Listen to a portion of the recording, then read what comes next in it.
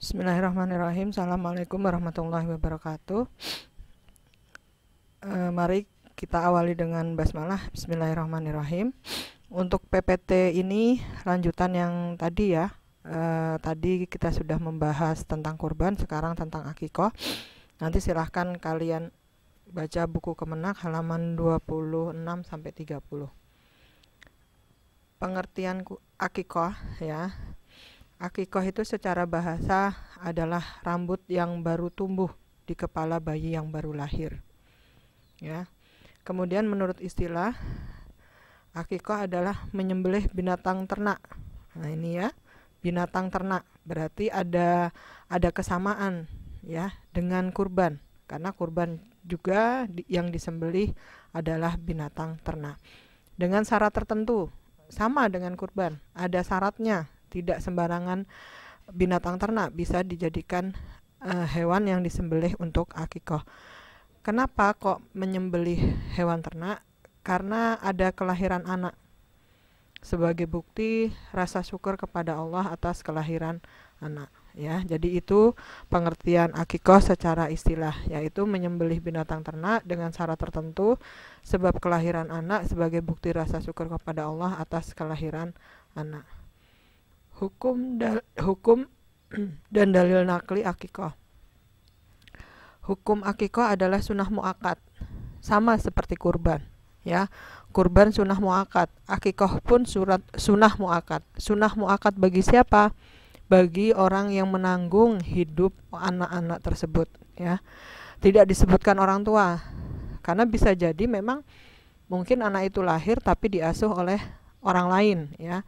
Jadi hukum akikoh itu adalah sunnah muakkad. Bagi siapa? Bagi orang yang menanggung hidup anak tersebut.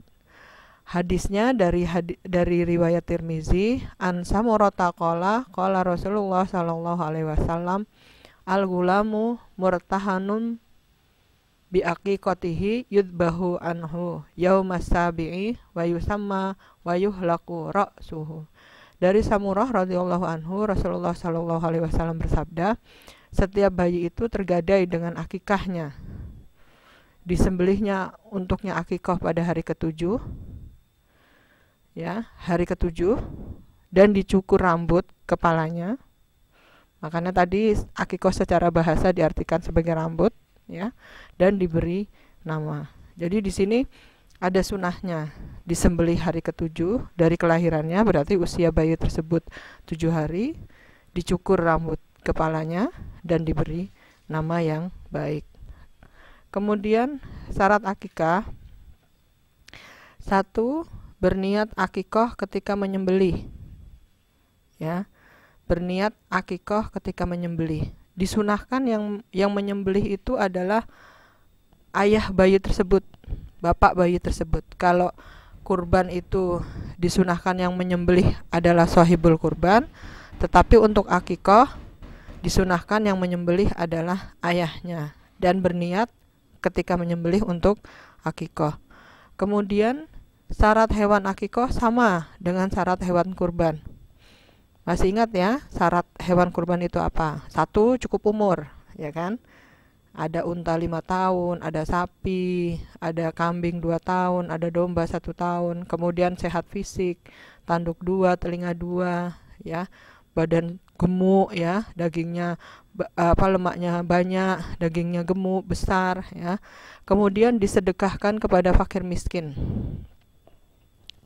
Sama seperti kurban. Kurban pun juga sepertiga disedekahkan kepada fakir miskin. Dagingnya dimasak. Nah ini. Jadi kalau ada orang akikoh, ya, umpamanya kamu mendapatkan bingkisan ya dari tetanggamu atau mungkin dari kerabat ayah ibu kalian, ya, kemudian di situ ada daging kambing yang sudah dimasak, hakikatnya itulah yang dinamakan dengan akikoh, ya. Jadi wujudnya itu wujudnya itu adalah daging kambing yang disembelih kemudian dimasak. Nah, banyaknya hewan akikoh, kalau laki-laki 2 ekor. Bukan ekornya ya, 2 ekor. Kemudian kalau perempuan 1 ekor.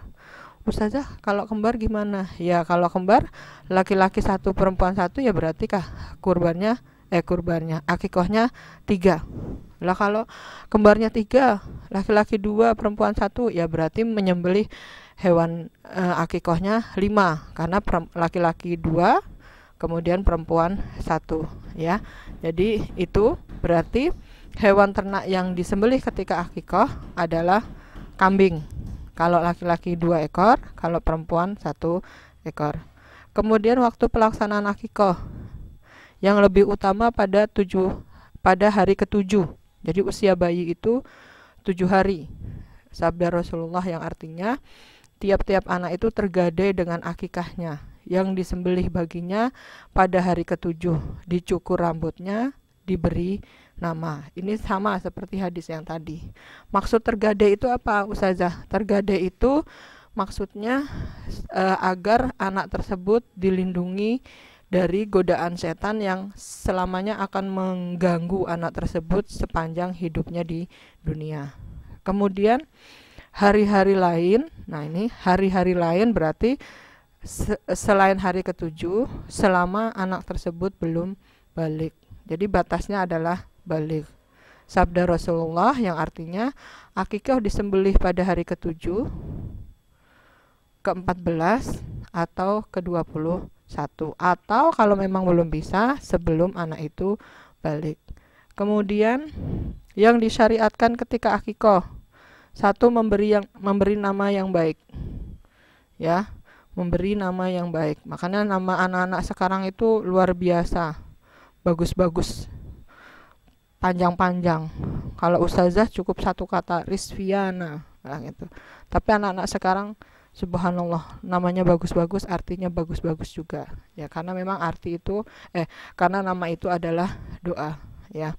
Kemudian mencukur semua rambutnya tanpa tersisa, ya.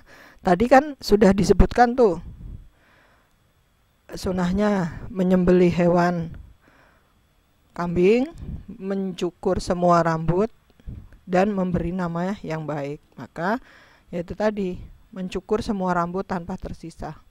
Mentahnik itu artinya mengunyah kurma dengan lembut sampai halus, yang kemudian kurma tersebut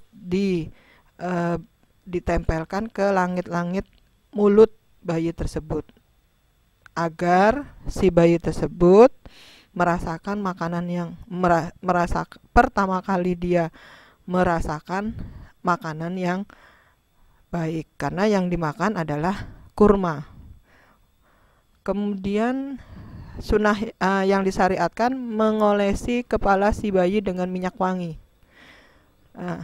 Perlu kalian ketahui bahwa akikoh itu adalah amalan orang jahiliyah yang diteruskan oleh Nabi, ya, menjadi sunnahnya. Seperti hitan itu juga amalan orang jahiliyah, tapi karena bagus maka diteruskan oleh Islam dan disempurnakan. Akikoh juga itu amalan orang jahiliyah, tapi karena bagus maka ada yang dihilangkan. Apa?